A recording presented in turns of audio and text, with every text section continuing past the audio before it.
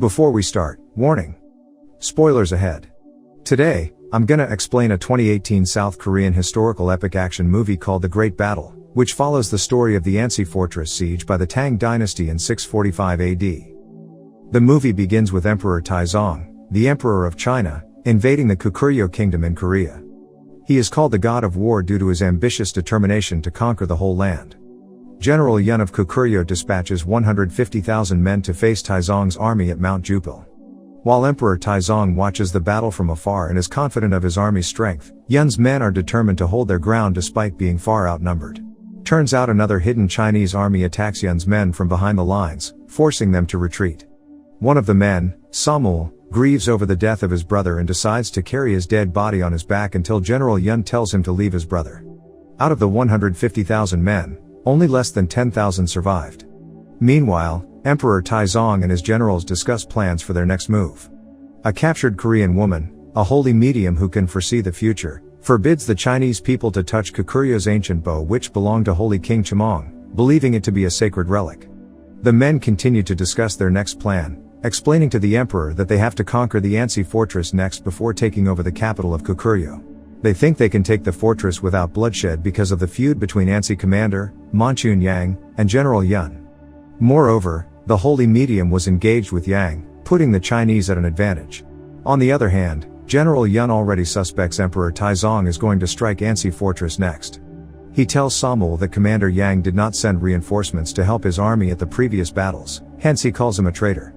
Therefore, he wants 𝐸 to kill Commander Yang, as he believes 𝐸 can carry out the mission due to his loyalty even though he came from Ansi. General 𝐸 tells 𝐸 to rejoin the army in the capital after completing his mission. On his way to Ansi, 𝐸 meets two Korean soldiers who go along with him. They help a group of commoners whose carriage is stuck in the muddy path, then ask one of them to bring them to meet Commander Yang of Ansi. To their surprise, the person they are helping is Commander Yang himself, who stays composed despite being suspicious of them. Yang's men check the soldiers' horses and deduce that they are Taizong's spies, then kill them swiftly. 𝐸, however, manages to explain that he came from Ansi, the last of the 𝐸𝐵 clan. He claims to flee from the Chinese army and decides to stand with the Ansi people. Yang decides not to kill him, but ties him up and will interrogate him later inside the fortress. They then move to Ansi, a lively town hidden behind the fortress. A brawl occurs in the market between 𝐸𝐵 and Peng, two of Yang's trusted men. Yang resolves the fight by telling the men to mind their own business. 𝐸𝐵, who is proficient with axes, must continue his work to repair the fortress wall with his men. Back at his house, Yang tells 𝐸 that he knows 𝐸 labeled him a traitor and questions 𝐸's motives to serve him in Ansi. He then introduces 𝐸 to his second-in-command, Chu, as well as 𝐸𝐵 and Peng. He then assigns 𝐸 to be his flag bearer, being close to him at all times to notify his position during the battle. Later that night, 𝐸 stalks him visiting the house of a newborn baby who is named after himself. 𝐸 realizes how loved Commander Yang is by the Ansi people.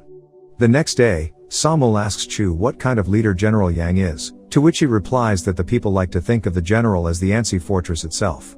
Ansi will not be the same without him, he says. General Yang looks for 𝐵𝐴, the leader of the cavalry, who turns out to be hanging out with his sister, 𝐫𝐞𝐜𝐚. Yang wants to kill 𝐵𝐴 for dating 𝐵𝐴, but she stands up for him. They are interrupted by the news of arriving Chinese scouts. They deduce that Taizong and his army are not far behind and will shortly attack the fortress. In preparing for the battle, General Yang asks 𝐸 to see his dagger and trim his beard. 𝐸 knows it is the perfect moment to kill Yang, but he could not bring himself to do it. Seeing his shaking hands, Yang knows 𝐸 was sent by 𝐸 to kill him, but he tells him that there will be another opportunity to kill him if 𝐸 wishes to do it. They then head to battle. The main army arrives, an impressive size against 5,000 Ansi men. General Yang gives words of encouragement to his army, telling them to fight for Ansi and cherish their life here. To breach the fortress wall, the Chinese army throws rocks using trebuchets. However, they fail to breach the wall due to the strong structural integrity of the fortress. The Ansi archers are skillful, they are able to hold the Chinese army from approaching the fortress. Although the main wooden gate is breached, the Ansi army has prepared a circling wooden fence to trap Chinese soldiers breaching the gate. They then form a close order formation to push the soldiers from the fortress. Emperor Taizong orders retreat. Back at his home, Commander Yang shows 𝐸 his scars from battling the Tang army and 𝐸's spies, telling 𝐸 it is no use to kill him because then 𝐸 will just send another spy. The 𝐫𝐸 people are gathering outside, having a feast to celebrate today's victory. 𝐫𝐸 points his dagger at Yang, asking why he did not obey General 𝐸𝐸. He tells him his duty is to protect the fortress, not obey General 𝐸𝐸. He did not send his men to help reinforce General 𝐸𝐸's army because that would leave the fortress defenseless. Later that evening, Taizong's army is back to assault the fortress, now with siege towers and fire bows. Yang instructs his men to ready the oil pouches and burns the siege towers by hitting them himself. He is hit by a spear and is almost killed, but 𝐫𝐸 defends him. After 4 days, he wakes up, relieving the whole town. Chu and the others, who have doubted 𝐫𝐸's loyalty, now respect him as he saved Yang. Although the town rejoices from surviving another assault, Emperor Taizong made the holy medium foresee 𝐸's future. Based on that prophecy, the Chinese army builds a mound of dirt higher than the fortress so they can attack it from the same level. The holy medium is then sent to 𝐸 to deliver the ancient bow and bring the message to surrender. Receiving the message, 𝐫𝐸 suggests asking for reinforcements from the capital, but the men doubt reinforcements will come. Paso suggests they strike Emperor Taizong directly while the mound is still constructed, as the army is not too concerned about security.